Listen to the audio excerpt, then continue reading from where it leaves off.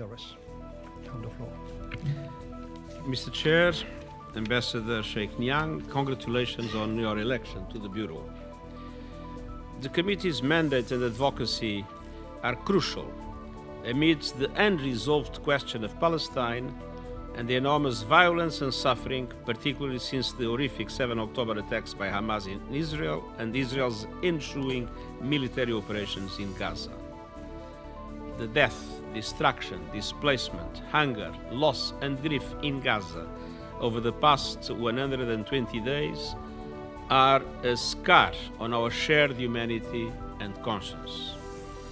And I once again condemn the horrifying attacks by Hamas and other groups that claim the lives of over 1,200 Israelis and others and call for the immediate and unconditional release of all hostages. There is no justification for the intentional killing, injuring, torture, or kidnapping of civilians, using sexual violence against them, or launching rockets towards civilian targets. But at the same time, nothing can justify the collective punishment of the people in Gaza. The ongoing conflict and relentless bombardment by Israeli forces across Gaza have resulted in killings of civilians and destruction at a pace and scale unlike anything we have witnessed in recent years. I'm horrified by incessant military strikes that have killed and maimed civilians and protected personnel and that have damaged or destroyed civilian infrastructure.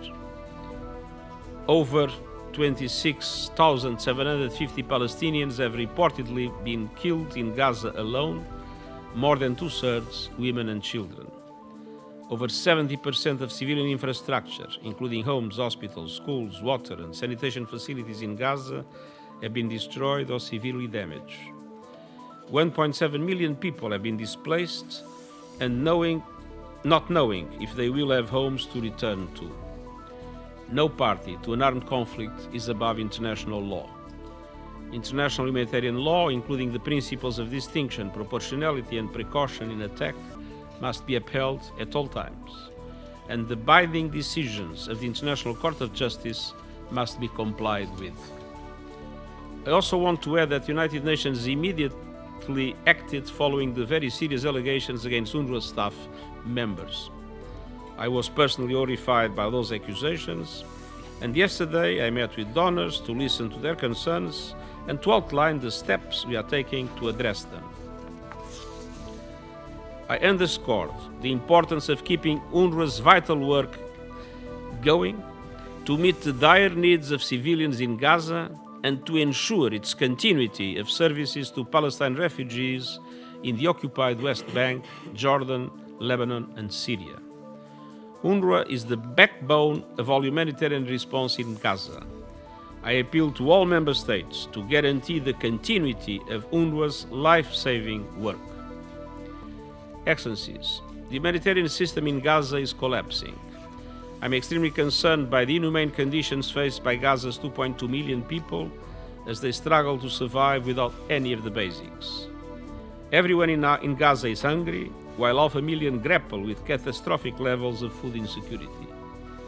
I call for a rapid, safe, unhindered, expanded and sustained humanitarian access throughout Gaza. And this is particularly crucial in the north, where most missions have been denied access by Israel amid continued insecurity and fighting.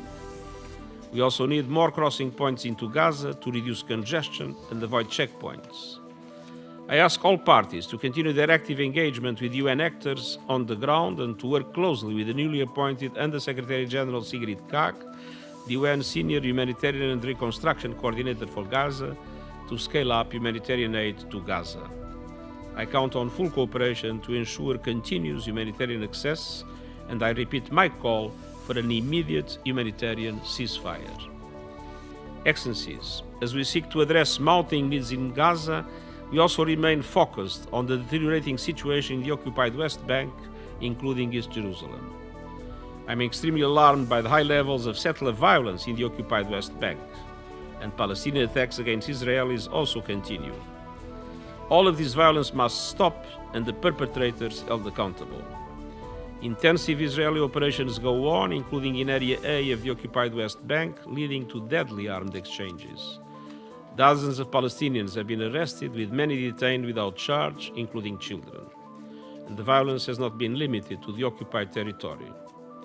Rising hostilities across the Blue Line and attacks in Syria, Iraq and the Red Sea risk triggering a broader escalation, risking regional stability.